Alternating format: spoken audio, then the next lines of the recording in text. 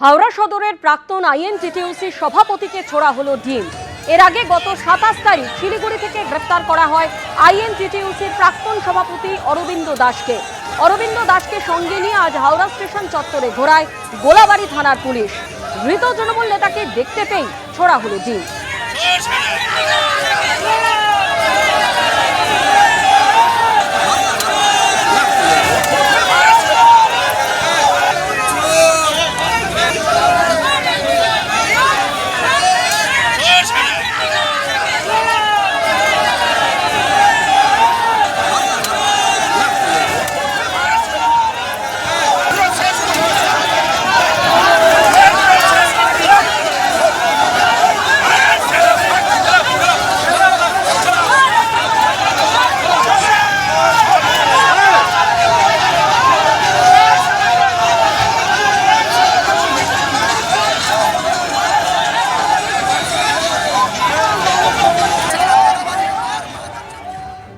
এরই পাশাপাশি হারোয়ার ছবি আপনাদের সামনে রাখবো, যেখানে তোলাবাজির অভিযোগে গ্রেফতার বিরাট তৃণমূল নেতা তপন পাত্র, তাকে লক্ষ্য করে ছোড়া হলো ডিম এবং জুতো।